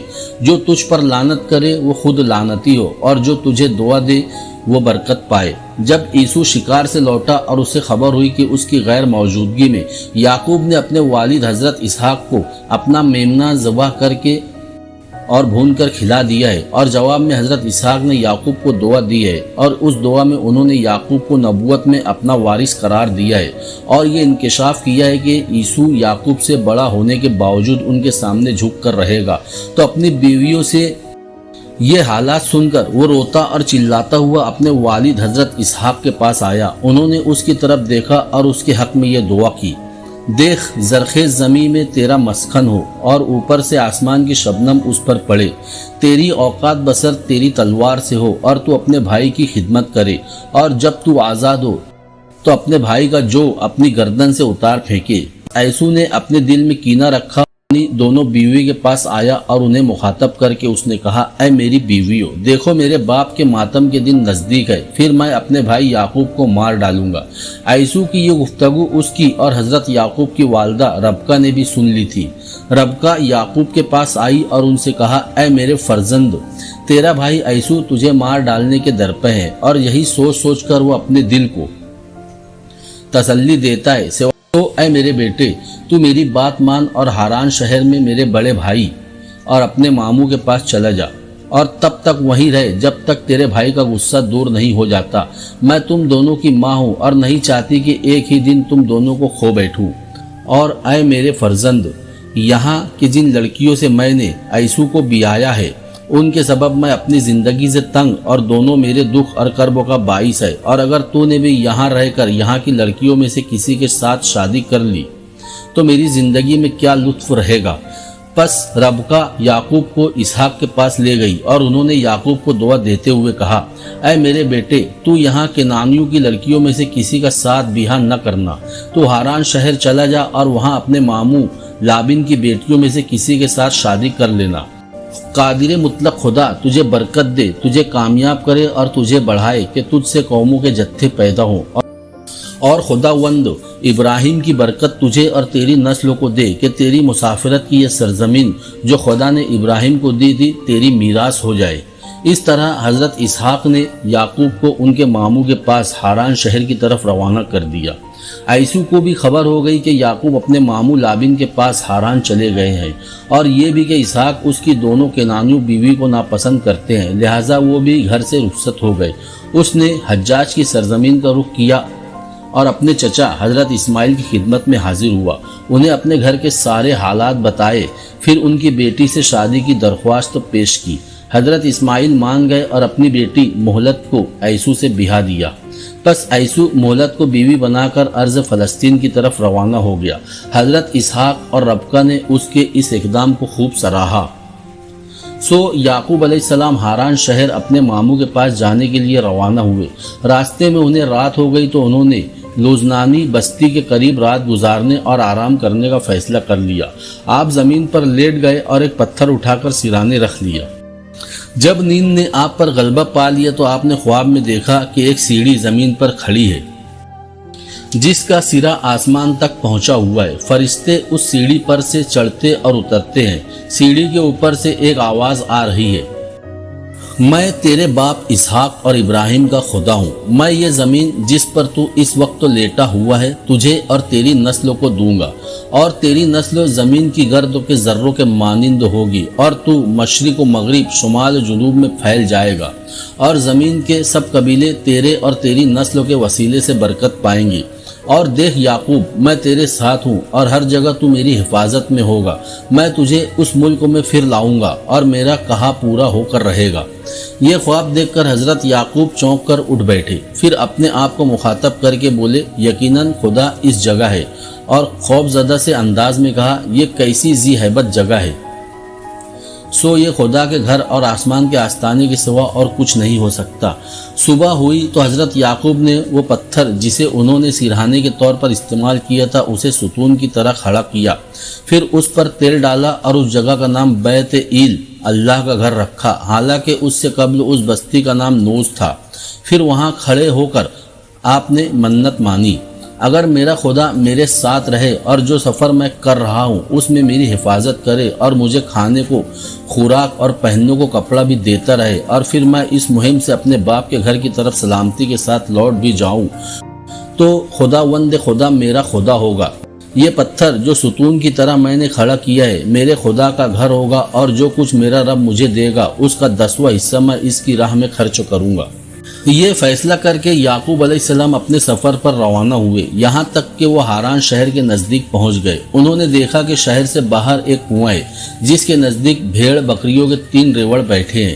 سب چرواہے اسی کنویں سے اپنے ریوڑوں کو پانی پلاتے تھے۔ جب سارے ریوڑ وہاں جمع ہو جاتے تو چرواہے مل کر کنویں کے منہ سے پتھر ہٹاتے اور اپنی بھیڑ بکریوں کو پانی پلا کر اس پتھر کو پھر کنویں کے منہ پر رکھ دیتے۔ ان چرواہوں کے قریب آ کر یعقوب علیہ السلام نے پوچھا، اے میرے بھائیوں، تم کہاں کے رہنے والے ہو؟ ان میں سے ایک چرواہے نے جواب دیا، اے اجنبی، ہم اسی ہاران شہر کے باشندے ہیں۔ آپ یہ سن کر خوش ہوئے اور پوچھا، کیا تم میں سے کوئی ناہور کے پوتے اور بیتوئیل کے بیٹے لابن کو جانتا ہے؟ چرواہے نے کہا، بالکل، ہم اس سے خوب واقف ہے۔ لابن کی سب سے چھوٹی بیٹی جس کا نام راحیل ہے وہ ہمارے ساتھ ہی ریوڑ چراتی ہے۔ کیا تم مجھے بتا سکتے ہو کہ لابن کیسا ہے؟ میں اس کا بھانجا ہوں، میرا نام یعقوب ہے، میری والدہ لابن کی بہن ربکہ ہے، میں فلسطین سے آیا ہوں۔ اسی چرواہے نے کہا، لابن تو خیریت سے ہے، پر تو ذرا مڑ کے دیکھ، لابن کی بیٹی راحیل اپنے ریوڑ کو پانی پلانے کے لیے اسی طرف آ رہی ہے۔ راحیل ابھی دور ہی تھی کہ یعقوب نے ان چرواہوں کو پھر مخاطب کر کے کہا، دیکھو ابھی تو بہت دن ہے، یہ چوپایوں کے جمع ہونے کا وقت تو بھی نہیں ہے، سو تم اپنی بھیڑوں کو پانی پلا کر پھر چرنے کیوں نہیں لے جاتے؟ اس بار دوسرے چرواہے نے جواب دیا، اے اجنبی، ہم ایسا نہیں کرتے۔ جب سارے ریوڑ جمع ہو جائے تب ہم سب مل کر اس کنویں کے منہ پر سے پتھر ہٹاتے ہیں اور اپنے ریوڑوں کو پانی پلاتے ہیں۔ اتنے میں راحیل اپنے ریوڑ کو ہانکتی ہوئی وہاں پہنچ گئی اور اپنے ریوڑ کے ساتھ ایک طرف ہٹ کر کھڑی ہو گئی۔ یعقوب علیہ السلام اس کی طرف گئے، وہ راحیل کو دیکھ کر بے حد خوش ہوئے۔ راحیل بے پناہ حسین اور خوبصورت تھی۔ پھر آپ کنویں کی طرف بڑھے اور آپ نے اکیلے ہی اس کے منہ پر سے پتھر کو ہٹا دیا اور اپنے ماموں کے ریوڑ کو پانی پلایا۔ راحیل ایک طرف کھڑی ہو کر خاموشی سے یہ سارا منظر حیرت اور تعجب سے دیکھتی رہی۔ جب سارے ریوڑ نے پانی پی لیا تو راحیل آگے آئی اور اس نے قریب آ کر حضرت یعقوب سے پوچھا، اے اجنبی، تو کون ہے، کہاں سے آیا ہے اور کیوں تو نے بغیر کسی معاوضے یا اجرت کے میرے ریوڑ کو پانی پلا دیا؟ حضرت یعقوب نے پوچھا، کیا تیرا نام راحیل اور تیرے والد کا نام لابن ہے؟ راحیل اور زیادہ متعجب اور پریشان ہو گئی، ہاں یہ درست تو ہے۔ تب یعقوب نے کہا، اے راحیل، تو میری ماموں زاد اور میں تیری پھوپھی ربکہ کا بیٹا یعقوب ہوں، میں ابھی یہاں پہنچا ہوں۔ اس انکشاف پر راحیل ریوڑ کو وہیں چھوڑ کر اپنے گھر کی طرف بھاگی۔ اپنے گھر میں داخل ہوئی تو صحن میں اس کا باپ، بھائی اور بڑی بہن لیہا کھڑے تھے۔ لیہا کی آنکھیں چندھی تھی جبکہ راحیل حسن و جمال میں بے مثل تھی۔ اس نے بڑی مشکل سے اپنی سانسوں پر قابو پایا اور لابن سے کہا، اے میرے باپ، جس کنویں سے ہم اپنے ریوڑ کو پانی پلاتے ہیں وہاں ایک خوبصورت اور طاقتور جوان کھڑا ہے، اپنا نام وہ یعقوب بتاتا ہے۔ اس نے میرے ریوڑ کو پانی پلایا اور مجھ سے کہا کہ تو میرے ماموں کی بیٹی ہے کیونکہ میں تیری پھوپھی ربکہ کا بیٹا ہوں۔ یہ سننا تھا کہ لابن کنویں کی طرف بھاگا۔ اس کے بیٹے اور دونوں بیٹیاں لیہا اور راحیل بھی اس کے ہمراہ تھی۔ کنویں پر پہنچ کر راحیل نے کہا، اے میرے باپ، وہ جوان جو ہمارے ریوڑ کے پاس کھڑا ہے وہی تیرا بھانجا یعقوب ہے۔ لابن آگے بڑھا اور قریب جا کر اس نے خوشی سے چلاتے ہوئے کہا، اے یعقوب، میں تیرا ماموں اور تیری ماں ربکہ کا بھائی ہوں۔ دونوں ایک دوسرے کی طرف دوڑے۔ لابن نے یعقوب کو گلے لگا کر چوما، پھر لابن کے بیٹے ان سے ملے۔ اس کے بعد وہ سب یعقوب کو اپنے گھر لائے اور یعقوب نے وہ سارے حالات کہہ دیے جن کی بنا پر وہ یہاں آئے تھے۔ لابن نے خوشی کا اظہار کرتے ہوئے کہا، تو میری ہڈی میرا گوشت ہے، تو یہیں میرے پاس رہے۔ جب یعقوب کو وہاں رہتے ہوئے ایک ماہ ہو گیا تو لابن نے محسوس کیا کہ ان کے آنے سے اس کے گھر میں خوشحالی اور برکت آ گئی ہے۔ تب ایک روز لابن نے یعقوب سے کہا، اے بیٹے، چونکہ تو میرا رشتہ دار ہے، اس بنا پر یہ لازم نہیں کہ تو میری خدمت کرے، اس لیے میں تجھے اس خدمت کی اجرت دوں گا۔ تو بتا تیری اجرت کیا ہوگی؟ آپ نے کہا، میں آپ کی چھوٹی بیٹی راحیل کی خاطر 7 برس تک آپ کی خدمت کروں گا۔ 7 برس بعد آپ راحیل کو میرے ساتھ بیاہ دے۔ لابن نے سکون اور اطمینان سے کہا، کسی غیر آدمی کو دینے کی بجائے بہتر ہے کہ میں راحیل کو تجھے ہی دے دوں، لہٰذا تو اس شرط پر میرے پاس رہے۔ چنانچہ لگاتار 7 برس تک راحیل کی خاطر یعقوب علیہ السلام اپنے ماموں کی خدمت کرتے رہے اور اس کے ریوڑ چراتے رہے۔ اس دوران آپ کی برکت سے لابن ایسا خوشحال اور امیر ہو گیا کہ اس نے لیا اور راحیل کے لیے علیحدہ علیحدہ خادمائیں رکھ لی۔ یہ خادمائیں بھی لیا اور راحیل کی طرح جوان تھی۔ جب 7 برس گزر گئے تو یعقوب نے لابن سے کہا، اے میرے ماموں، 7 سال کی وہ مدت جو میرے اور آپ کے درمیان طے تھی پوری ہو گئی ہے، سو آپ راحیل کو میرے ساتھ بیاہ دے۔ لابن نے اپنی جان پہچان کے سب لوگوں کو جمع کیا اور اسی ضیافت کے دوران جب شام ہوئی تو اس نے راحیل کی بجائے لیا کا نکاح یعقوب سے پڑھا دیا اور لیا کی جوان خادمہ زلفا بھی لیا کے ساتھ کر دی تاکہ لیا کے ساتھ رہ کر اس کی خدمت کرتی رہے۔ دوسرے روز جب یعقوب کو خبر ہوئی کہ ان کی شادی رات کی تاریکی میں راحیل کی بجائے لیا سے کر دی گئی ہے تو انہیں بڑا صدمہ ہوا۔ انہوں نے لابن سے کہا، اے میرے ماموں، یہ تو نے کیا کیا؟ میں نے لگاتار 7 برس تک تیری جو خدمت کی وہ تو راحیل کی خاطر تھی، پھر تو نے کیوں میرے ساتھ دھوکہ کیا کہ راحیل کی جگہ لیا کو مجھے بیاہ دیا؟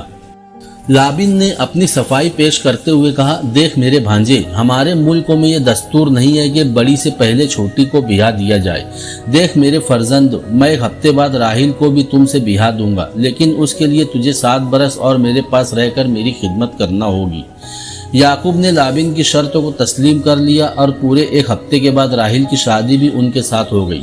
لابن نے راحیل کے ساتھ اس کی جوان سال خادمہ امہ کو بھی ساتھ کر دیا۔ اس کے بعد یعقوب نے زلفا اور امہ کو بھی اپنے نکاح میں لے لیا۔ اس طرح ان کی 4 بیویاں تھیں، یعنی لیا، راحیل، زلفا اور امہ۔ اس کے بعد آپ نے 7 سال اور لابن کی خدمت کی۔ ان دوسرے 7 سالوں کے اواخر میں یعقوب کی بیوی راحیل سے ان کے ہاں یوسف پیدا ہوئے۔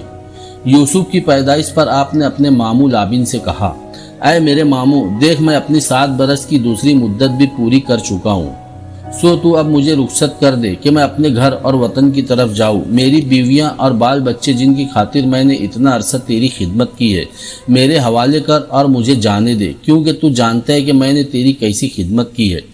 لابن نے انتہائی عاجزی اور انکساری سے کہا، اے یعقوب، اگر تجھے ذرا سی بھی انس اور چاہت مجھ سے ہے اور اگر تو چاہے کہ مجھ پر نظر التفات کر اور پھر یہیں میرے پاس ہی رہ جا، کیونکہ میں جان گیا ہوں کہ خدا نے تیرے سبب مجھے برکت عطا کی ہے۔ میں بالکل غریب، بے مایا اور مفلس و قلاش تھا، پر تیرے آنے کے بعد اور تیری برکت سے میں نے خوب مال کمایا، سو تو ایسا کر کے میرے ساتھ اپنی کوئی اجرت ٹھہرا لے، پس تو یہی میرے ساتھ رہ، میں تجھے وہ اجرت ادا کرتا رہوں گا۔ یعقوب نے اس سے کہا، اے میرے ماموں، تو جانتا ہے کہ میں نے تیری کیسی خدمت کی ہے اور تیرے جانور میرے ساتھ کیسے رہے، کیونکہ میرے آنے سے پہلے یہ تھوڑے تھے اور اب بڑھ کر بہت زیادہ ہو گئے ہیں۔ جہاں جہاں میرے قدم پڑے خدا نے مجھے برکت بخشی، اب میں اپنے گھر کا بندوبست تو کروں گا۔ لابن نے پوچھا، اے فرزند، میں تجھے کیا دوں کہ تو اپنے لیے کوئی علیحدہ بندوبست کر سکے؟ آپ نے فرمایا، اے ماموں، تو مجھے کچھ نہ دے، پر تو اگر میرے لیے ایک کام کر دے تو میں پہلے کی طرح پھر تیری بھیڑ بکریاں چرانی شروع کر دوں گا۔ دیکھ ماموں، آج میں تیرے سارے ریوڑ کے اندر چکر لگاؤں گا اور ان میں جتنی بھیڑیں چتلی، ابلک اور کالی ہے ان سب کو علیحدہ کر لوں گا۔ تیرے ریوڑ چرانے کے لیے یہی میری اجرت ہوگی، باقی سب بھیڑ بکریاں تیری ہوں گی۔ لابن نے اپنی رضامندی کا اظہار کیا اور کہا، مجھے منظور ہے۔ حضرت یعقوب نے اسی وقت تو ریوڑ کے اندر چتلی، ابلک اور کالی بھیڑیں نکال کر اپنے بیٹوں کے حوالے کر دی۔ اس طرح ان کا اپنا ریوڑ ہو گیا جو ان کی ملکیت کہلانے لگا۔ اس نئے ریوڑ کو یعقوب کے بیٹے چراتے تھے، جبکہ خود یعقوب لابن کا ریوڑ چراتے تھے اور ان دونوں ریوڑوں کے درمیان 3 دن کے سفر کا فاصلہ رکھتے تھے۔ ان کے اپنے اس نئے ریوڑ میں خدا نے ایسی برکت دی کہ وہ تیزی سے بڑھتا چلا گیا اور آپ کے پاس کئی ایسے ریوڑ ہو گئے، اس کے باعث ان کے پاس کئی لونڈیاں اور خدام اور اونٹ گھوڑے اور گدھے بھی ہو گئے۔ لابن کے بیٹوں نے جب حضرت یعقوب کے ریوڑ میں ایسی برکت دیکھی تو وہ حسد کا شکار ہو گئے اور کہنے لگے، یعقوب نے ہمارے باپ کا سب کچھ لے لیا اور ہمارے باپ ہی کے مال کی بدولت اس کی یہ ساری شان و شوکت اور مستحکم مالی حالت ہو گئی۔ پس حضرت یعقوب نے لابن کے چہرے کو دیکھ کر تاڑ لیا کہ لابن بدلہ سا ہے اور اس کے چہرے پر وہ پہلی سی بات نہیں ہے۔ اسی دوران حضرت یعقوب پر وحی ہوئی اور اللہ کی طرف سے آپ کو حکم دیا گیا کہ تو اپنے باپ دادا کے ملک کو اور اپنے رشتہ داروں کے پاس لوٹ، میں تیرے ساتھ رہوں گا۔ ان حالات میں حضرت یعقوب نے اپنی بیوی لیا اور راحیل کو اس میدان میں بلوایا جہاں وہ اپنے ریوڑ چراتے تھے اور ان دونوں سے کہا، تم جانتی ہو کہ میں نے مقدور بھر تمہارے باپ کی خدمت کی ہے، لیکن تمہارے باپ نے دھوکہ دے کر اس بار میری مزدوری بدلی، پر میرے خدا نے اس کو مجھے نقصان نہ پہنچانے دیا۔ جب اس نے کہا کہ چتلے بچے تیرے ہوں گے تو بھیڑ بکریاں خدا کے حکم سے چتلے بچے دینے لگی، یہاں تک کہ میری ذاتی ریوڑ کے جانوروں کی تعداد بہت بڑھ گئی۔ مگر اب تمہارا باپ اور بھائی مجھے شک کی نگاہ سے دیکھنے لگے ہیں۔ پھر یہ بھی سنو کہ خدا کے فرشتے نے خواب میں مجھ سے کہا، اے یعقوب۔ میں نے کہا، میں حاضر ہوں۔ تب اس فرشتے نے کہا، میں تیرے اس خدا کی طرف سے ہوں جس نے بیت علم میں تیری طرف وحی کی تھی اور جس خدا کے لیے تو نے پتھر کے ستون پر تیل ڈالا اور منت مانی تھی۔ پس اب تو اٹھ، اس ملک سے نکل اور اپنی ذات لوح کی طرف لوٹ جا۔ یہ ساری گفتگو سننے کے بعد راحیل اور لیا نے آپس میں مشورہ کیا۔ تب راحیل نے کہا، کیا اب بھی ہمارے باپ کے گھر میں ہمارا کوئی حصہ یا میراث ہے؟ کیا وہ ہم کو اجنبی کے برابر نہیں سمجھتا؟ کیونکہ اس نے ہم کو بھی بیچ ڈالا اور ہماری رقم کھا گیا۔ اس لیے اب جو دولت ہمارے باپ سے خدا نے لی وہ ہماری اور ہمارے فرزندوں کی ہے۔ پس جو کچھ آپ کے خدا نے حکم دیا ہے آپ ویسا ہی کریں۔ تب حضرت یعقوب نے اپنی چاروں بیویوں اور اپنے بچوں کو اونٹوں پر بٹھایا اور اپنے سب جانوروں کو اور سارے مال و اسباب کو سمیٹ کر کنعان کی سرزمین میں اپنے والد حضرت اسحاق کی طرف روانہ ہو گئے۔ حضرت یعقوب کو اس وقت تو ساری بیویوں سے اولاد تھی۔ بڑی بیوی لیا کے 6 بیٹے اور 1 بیٹی تھی۔ بیٹیوں میں روبن، شمعون، لادی، یہودا، اشکار اور زبولون تھے اور بیٹی کا نام دینا تھا۔ اماہ کے 2 بیٹے دان اور نفتالی تھے۔ زلفا کے بھی 2 بیٹے جدہ اور اشتر تھے اور راحیل سے آپ کے سب سے زیادہ پسندیدہ اور انتہائی خوبصورت بیٹے یوسف پیدا ہوئے۔ جس وقت تو ہاران سے یعقوب اپنے اہل بیت کے ساتھ کنعان کی طرف روانہ ہوئے، اس وقت تو ان کا ماموں لابن اپنی بھیڑوں کی پشم اتارنے گیا ہوا تھا، لہٰذا اس کی غیر موجودگی میں ہی وہاں سے کوچ کر گئے۔ راحیل نے کوچ کرتے وقت ان بتوں کو بھی ساتھ لے لیا تھا جن کی اس کا باپ لابن اور اس کے اہل خانہ پوجا کرتے تھے۔ لابن جب پشم اتار کر لوٹا اور اسے خبر ہوئی کہ یعقوب اپنی بیویوں اور بچوں کو ساتھ اپنے وطن کوچ کر گیا ہے، تو اس نے اپنے آدمیوں کے ساتھ ان کا تعاقب کیا اور جبل جلعاد پر یعقوب کو جا لیا۔ اس وقت تو یعقوب نے آرام کرنے کی خاطر وہاں پڑاؤ کر رکھا تھا۔ وہاں پہنچنے سے 1 رات قبل لابن نے خواب میں دیکھا کہ کوئی انتہائی معتبر ہستی ڈانٹ دینے کے انداز میں اس سے کہہ رہی ہے، خبردار تو یعقوب کو برا بھلا نہ کہنا۔ اس لیے جب لابن نے حضرت یعقوب کو جا لیا اور ان سے گفتگو شروع کی تو اس خواب کی وجہ سے وہ ان کی طرف سے خوفزدہ بھی تھا، لہٰذا اس نے نرم و آواز میں کہا، یہ تو نے کیا کیا کہ میرے پاس سے چوری چلا آیا اور میری بیٹیوں کو بھی اس طرح اپنے ساتھ لے آیا، گویا وہ تیری تلوار کی اسیر ہو۔ تو چھپ کر کیوں بھاگا اور مجھے کچھ کہا بھی نہیں، ورنہ میں تجھے خوشی خوشی طبلے اور بربط کے ساتھ گانے بجاتے ہوئے روانہ کرتا اور مجھے اپنی بیٹیوں اور ان کے بچوں کو چومنے بھی نہ دیا۔ یہ تو نے کیا کیا؟ دیکھ مجھے اتنا مقدور ہے کہ میں تجھے دکھ دوں، لیکن گزشتہ رات مجھے ہولناک انداز میں خواب کے اندر تجھے برا کہنے سے منع کر دیا گیا ہے۔ میں جانتا ہوں تو اپنے باپ کے گھر کا بڑا مشتاق ہے۔ خیر تم چلے آئے، ٹھیک کیا، پر تم لوگ میرے بتوں کو کیوں اٹھا لائے ہو؟ याकूब ने कहा, मैं तुझे बताए बगैर इसलिए चला आया कि कहीं तो अपनी बेटियों को मुझसे जबरन छीन न ले। रहा सवाल तेरे बुतों का, तो मेरा पड़ाव हाजिर है, तलाश कर ले और ले जा। अपने आदमियों के साथ लाबिन ने खेमों की तलाशी ली, मगर उसे कुछ न मिला, क्योंकि राहिल ने अपने ऊंट पर कजावा डालकर बुतों को उसके अंदर छुपा दिया था। जब लाबिन तलाशी ले चुका और उसे कुछ न मिला, तो हजरत याकूब ने उसे गजबनाक हालत में मलामत करते हुए कहा, मेरा जुर्म, मेरा कसूर क्या है कि तूने ऐसी तुंधी से मेरा ताक़ुब किया? तूने जो मेरा सारा असबाब टटोल कर देख लिया, सो तुझे यहाँ तेरे घर की क्या चीज़ मिली? अगर कुछ है तो उसे उनके सामने रख जिनको अपने साथ लाया है, कि हम दोनों के दरमियान इंसाफ करे। मैं पूरे 20 बरस तक तेरे साथ रहा, उस दौरान न तो तेरी भेड़ बकरियों का गाव गिरा और न तेरे रेवड़ के मेंढे में मैंने खाए।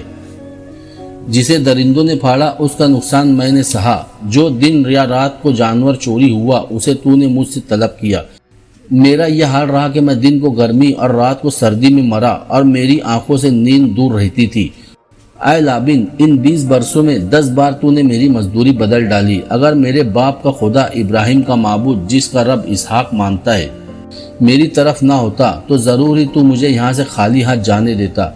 खुदा ने मेरी मुसीबत और मेरे हाथों की मेहनत देखी और गुज़िश्ता रात मुझे डांटा भी। तब लाबिन ने कहा, देख ये बेटियां भी मेरी है, ये लड़के जो उनके यहाँ हुए और ये भेड़ बकरियां भी सब मेरी मिल्कियत है। पर सुनो, आज के दिन मैं अपनी बेटियों या उनके लड़कों से क्या कर सकता हूँ? बस आ कि मैं और तुम दोनों मिलकर आपस में एक अहद बांधे और वही अहद मेरे और तुम्हारे दरमियान गवाह रहेगा। पर फिर उन सब ने पत्थरों का एक ढेर लगाया। पहले सब ने उस ढेर के पास बैठकर खाना खाया। फिर लाबिन ने कहा, देख याकूब, ये ढेर आज के दिन मेरे और तुम्हारे दरमियान अहद है कि तू मुझे ज़रर पहुंचाने के लिए उस ढेर से मेरी तरफ तजावुज़ न करेगा और न मैं तुझे ज़रर पहुंचाने के लिए इस ढेर से आगे आऊँगा। बस ये मेरे और तेरे दरमियान हद फासिल है। जब हम एक दूसरे से जुदा होंगे तो खुदा मेरे और तेरे बीच निगरानी करता रहेगा। और अगर तू मेरी बेटियों को दुख दे और उनके सिवा और बीवियां करे तो कोई आदमी हमारे साथ नहीं है। पर देख, खुदा तो हमारे बीच गवाह है।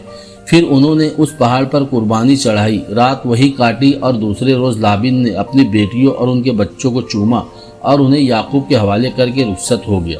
हज़रत याकूब अलैहिस्सलाम जब अपने अहल व अयाल के साथ सफ़र करते हुए केनानियों की सरजमीन में सिकम शहर के बाहर आकर ठहरे और सिकम की लड़कियां अपने काम काज करती हुई जब उनके पड़ाव की तरफ आई तो उन लड़कियों को देखने के लिए लिया की बेटी दीना अपने पड़ाव से बाहर निकली। शहर के हाकिम हमूर के बेटे सिकम की निगाह दीना पर पड़ी तो उसे ज़बरदस्ती उठाकर अपने साथ ले गया।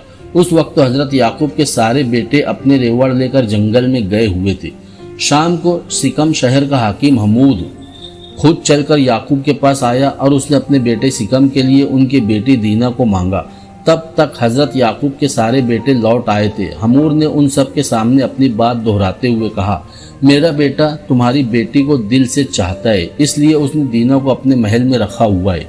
बस तुम लोग उसे मेरे बेटे से बिहा दो और मेरी बेटियां अपने बेटों के लिए ले लो। ऐसा करोगे तो हमारे साथ बसे रहोगे। ये मुल्क तुम्हारे सामने है, इसमें बूद व बाश और तिजारत करना और अपनी जायदादें बनाना, और अगर तुम लोग मेरी ये बात मान जाओ तो ये मुझ पर तुम्हारी नजर इल्तिफात होगी। फिर जो कुछ भी तुम चाहोगे मैं दूंगा। याकूब के बेटों के दिल में बात यह थी कि उनकी बहन को उठाकर उन्हें और उनकी बहन को एक तरह से बेहुरमत किया गया है। वो इस बात का इंतकाम लेना चाहते थे, लिहाजा भाइयों ने बाहम मशवरा किया। फिर उनमें से एक ने कहा, हम नाम मख्तूनों को अपनी बहन नहीं दे सकते क्योंकि इसमें हमारी रुसवाई है, लेकिन जिस तरह हम खतने कराते हैं अगर इसी तरह तुम लोग भी खतने करा लो और तुम्हारी कौम के सारे मर्द खतने करा ले तो हम राजी है कि इस तरह हम सब एक कौम हो जाएंगे। और अगर तुम लोग ऐसा नहीं कर सकते तो हम अपनी बहन को लेकर यहाँ से कूच कर जाएंगे। हमूर और शिकम ने उस पर बखुशी रजामंदी का इजहार किया। फिर वो दोनों बाप बेटा शहर के सदर दरवाजे पर आए और हमूर ने अपनी कौम को मुखातब करके कहा, ये लोग हमसे मेल जोल रखते हैं, बस ये इस मुल्क में रहकर सौदागरी करेंगे क्योंकि यहाँ उनके लिए बहुत गुंजाइश है, और हम अपनी बेटियाँ इनको दे दें और इनकी बेटियाँ बिहा ले, और वो भी ہمارے ساتھ ایک قوم بن کر رہنے کو راضی ہے، فقط اس شرط پر کہ جس طرح وہ ختنے کراتے ہیں ایسے ہی ہم بھی ختنے کرا لے۔ اگر ہم ایسا کر لے تو ان کے ان گنت چوپائے اور سارا مال ہمارا ہو جائے گا۔ پس شہر کے لوگوں نے حمور کی بات مان لی اور سب مردوں نے ختنے کرا لیے۔ اب یعقوب کے بیٹے حرکت میں آئے، لہٰذا جب شہر کے سب مرد ختنے کرا کے چلنے پھرنے کے قابل نہ رہے تو انہوں نے شہر پر دھاوا بول دیا۔ شہر کے حاکم حمور اور اس کے بیٹے سکم کو بھی انہوں نے قتل کر دیا اور شاہی محل سے اپنی بہن دینا کو نکال کر شہر کو خوب لوٹا۔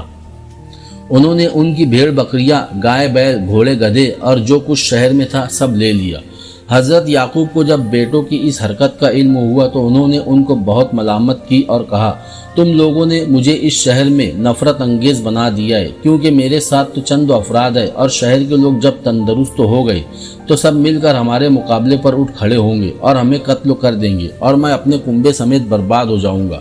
جواب میں ان کے بیٹوں نے کہا، تو کیا ان لوگوں کے لیے مناسب تھا کہ وہ ہماری بہن سے ایسا سلوک کرتے؟ تب خدا نے حضرت یعقوب کو وحی کی کہ تو یہاں سے بیت ایل کو جا اور وہاں قیام کر اور وہاں خدا کے لیے ایک مذبح بنا۔ اس وحی کے ساتھ ہی حضرت یعقوب نے سب کو مخاطب کر کے کہا، بیگانہ دیوتاؤں کو جو تمہارے درمیان ہے دور کرو، طہارت کر کے اپنے کپڑے بدلو اور آؤ ہم یہاں سے بیت ایل کو روانہ ہو۔ وہاں میں اپنے خدا کے لیے جس نے میری تنگی کے دن میری دعا قبول کی ایک مذبح بناؤں گا۔ تب سب لوگ جو ان کے ساتھ تھے آگے آئے اور ان بتوں کو جو ان کے پاس تھے اور ان مندریوں کو جو ان کے کانوں میں تھی یعقوب کے حوالے کر دیا۔ آپ نے انہیں وہاں سکم شہر کے باہر ہی بلوت کے ایک درخت تلے دبا دیا اور بیت ایل کی طرف کوچ کر گئے۔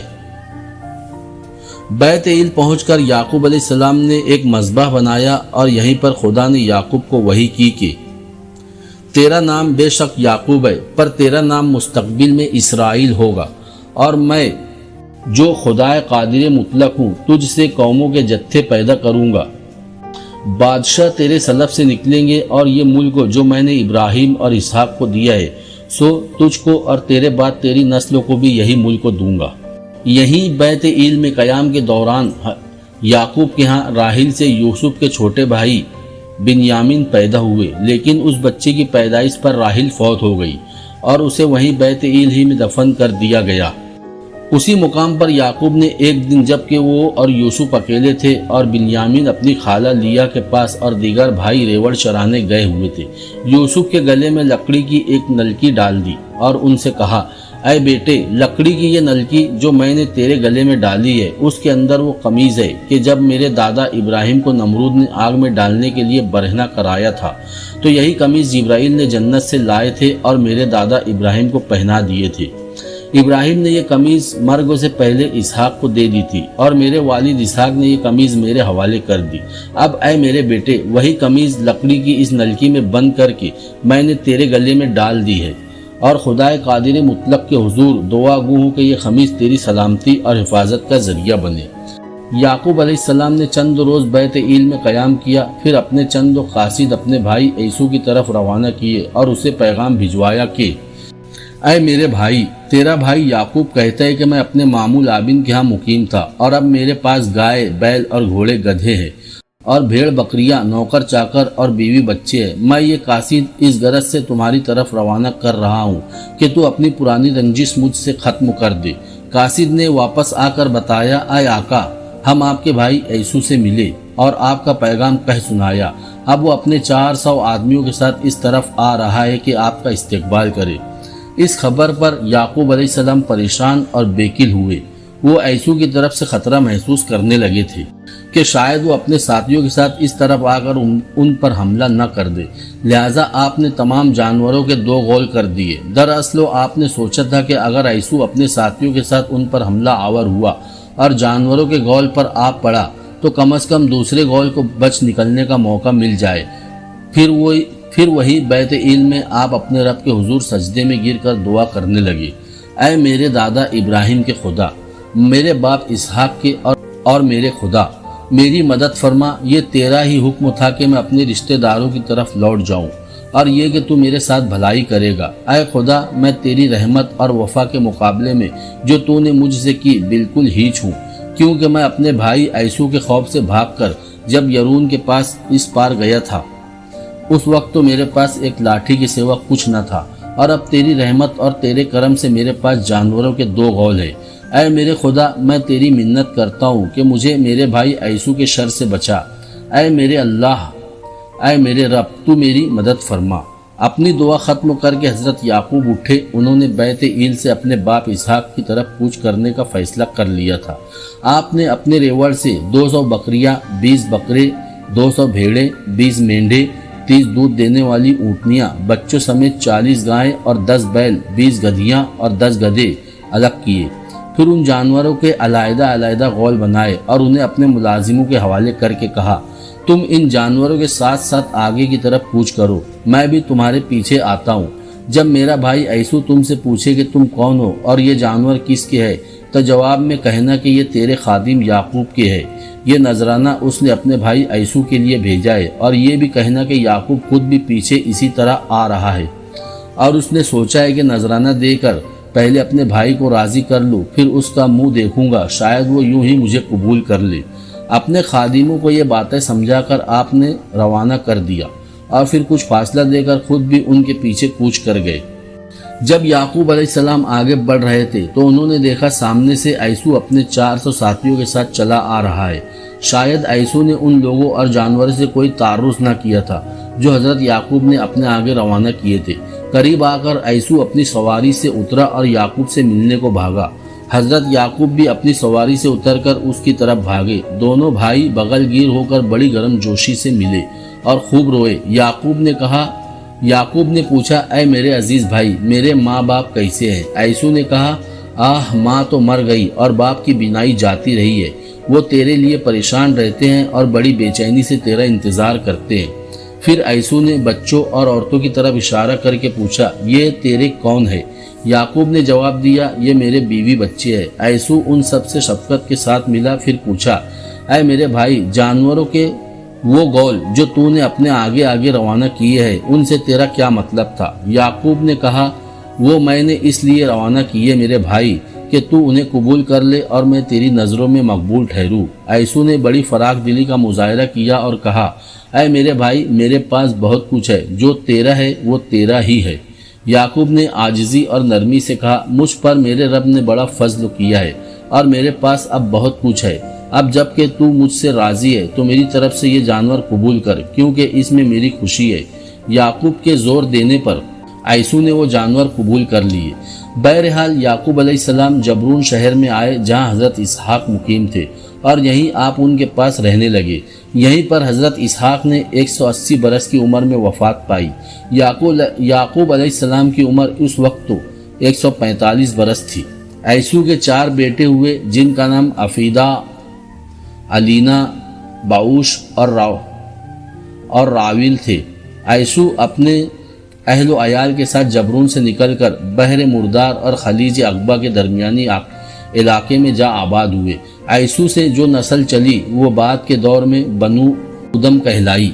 حضرت ابراہیم علیہ السلام کی بیوی کتورہ سے اور ان کے دو لڑکے مدین اور دوان تھے، وہ بھی جیرون سے نکل کر حجاز میں آ کر آباد ہو گئے۔ مدین سے بنو مدین اور دوان سے اصحاب لائلہ کا سلسلہ چلا، اور دوسری طرف حضرت اسماعیل بھی فوت ہو گئے اور اپنی والدہ کے پہلو میں دفن ہوئے۔